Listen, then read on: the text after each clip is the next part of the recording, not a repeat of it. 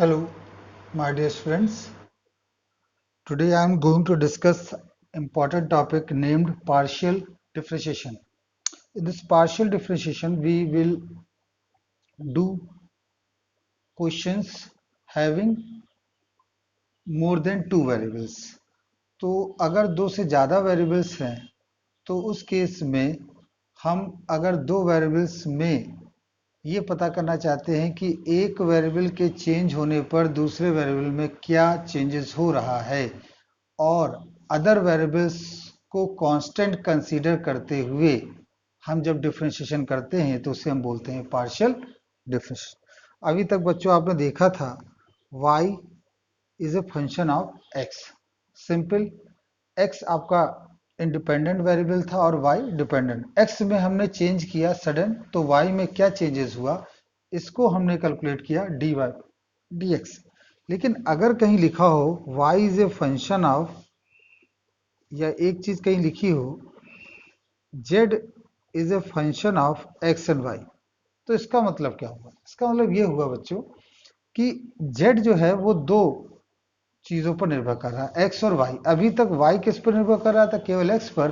लेकिन अब z है, x और y दो फैक्टर्स पर निर्भर कर रहा है। अब x में चेंजेस होता है तो भी z बदलता है, y में चेंजेस होता है तो भी z बदलता है, दोनों में चेंजेस होता है तो भी z बदलता है।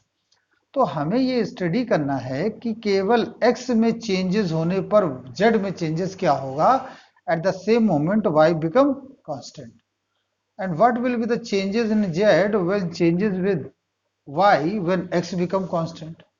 तो अब आप समझ गए होंगे कि दो वेरिएबल जो कि लगातार बदल रहे हैं उनमें से एक वेरिएबल के बदलने पर दूसरे वेरिएबल जो कि डिपेंडेंट वेरिएबल है उस पर क्या इंपैक्ट पड़ेगा, और अदर वेरिएबल्स को हम कांस्टेंट रख देते हैं। वो एक नहीं, दो से ज्यादा भी हो सकते हैं, एक से ज्यादा भी हो सकते हैं।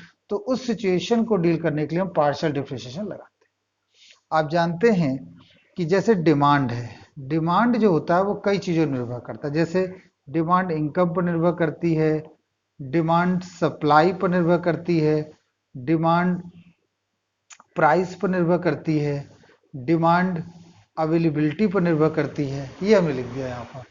अब आप जानते हैं, अगर मैं ये पता करना चाहता हूँ कि डिमांड का इनकम से क्या रिलेशन, मतलब इनकम के बढ़ने पर डिमांड में क्या चेंजेस आता है, कंज्यूमर की इनकम, तो उसके लिए हमें इनको कांस्टेंट करना पड़ेगा। मतलब एस को, पी को, ए को हमें एज ए कांस्टेंट ट्रीट करना पड़ेगा। अगर हम ये पता करना चाहते हैं कि डिमांड सप्लाई के बढ़ने पर डिमांड या प्राइस के बढ़ने पर डिमांड में क्या फर्क पड़ता है, तो इसके लिए हमें अदर फैक्टर्स को कांस्टेंट रखना पड़ेगा। तब हम कहीं जाके पता कर पाएंगे कि प्राइस में चेंज होने पर डिमांड में क्या चेंजेस आते हैं। तो ऐसी सिचुएशन को डील करने के लिए हम क्या अप्लाई करते हैं? Partial differentiation. तो पार्शियल डिफरेंशिएशन लिखने का तरीका क्या होता है बच्चों? जैसे ये लिखा है z is equal to F x y. अगर हम x के रिस्पेक्ट में पार्शियली डिफरेंशिएट कर रहे हैं तो यहां लिखेंगे डेल z डेल x। ठीक है, ये किसके रिस्पेक्ट में? x के रिस्पेक्ट में।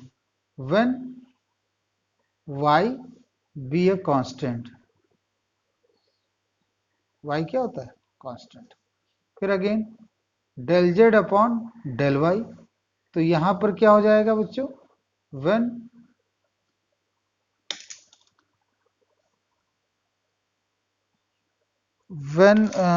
अगर हम यहां बात करें when x be a constant. ठीक है, यहाँ क्या हो गया बच्चों? x be a constant. तो ये हमें थोड़ा सा यहाँ याद करना है। इसे हम बोलते हैं फर्स्ट ऑर्डर पार्शियल डेरिवेटिव। क्या बोलते हैं बच्चों? First order partial derivative. तो यहाँ हम लिख देंगे it is a first order partial derivative, first order partial. तो मेन बात समझ में आ गई बच्चों कि del z by del x लिखा हो तो इसका मतलब अदर वेरिएबल्स कांस्टेंट होते हैं।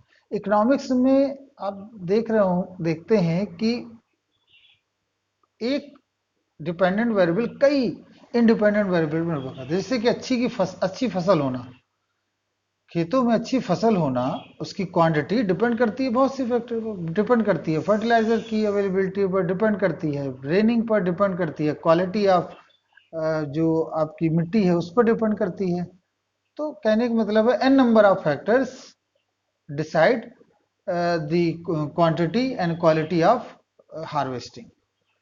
तो कुल मिला के जो अगर हम इसी कॉन्सेप्ट को लें तो हमें ये पहले चेक करना है कि रेनिंग की क्वांटिटी और जो प्रोड्यूस्ड क्वांटिटी है उसमें क्या रिलेशन है। तो उसके लिए हमें अदर फैक्टर्स को कांस्टेंट करना पड़ेगा, बस इसीलिए इसको बोलते हैं पार्शियल डिफरेंशिएशन। आइए इस पर एक क्वेश्चन करेंगे तो हमें और अच्छी तरह से क्लियर होगा। सबसे पहला लिखा है एक्स क्यूब, यहाँ लिखा है वाई क्यूब माइनस 3ax और ये कह रहे हैं फर्स्ट ऑर्डर पार्शियल डिफरेंशिएशन बताओ। First order partial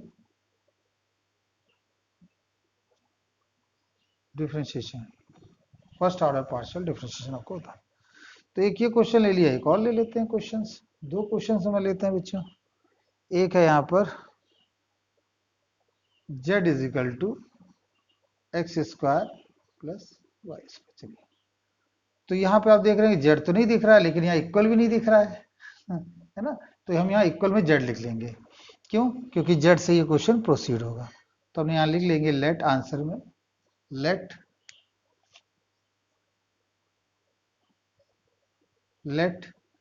z is equal to x cube y cube 3axy।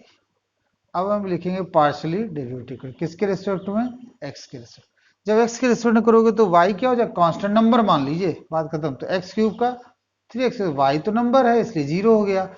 यहाँ 3 भी नंबर, a भी नंबर और y भी नंबर, सब नंबर, तो x का 1 हो गया। तो आंसर कितना हो जाएगा? 3ay। दिस इज क्वेश्चन खत्म, सो सिंपल। तो बस आपको ये ध्यान रखना है कि y act as constant, second देखिए क्या कह रहा है, z is equal to x square और वाई स्क्वायर, ये दे रखा है।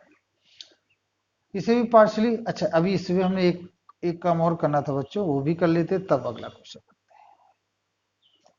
जैसे लिखा है इसमें, अभी तो हमने del z by del x, अभी हम लिखाएंगे del z upon del Y.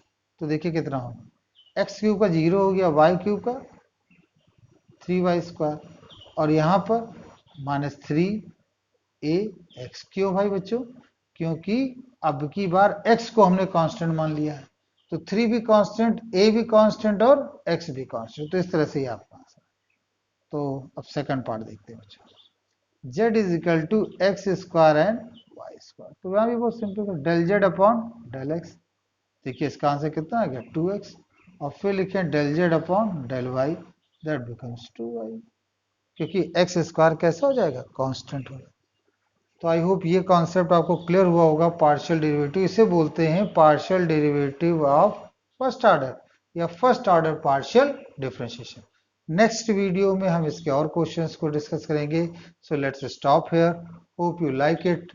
इसको लाइक करिए, सब्सक्राइब करिए, जिससे मैं और मोटिवेट हो सकूं और वीडियो बनाऊं। Thank you very much.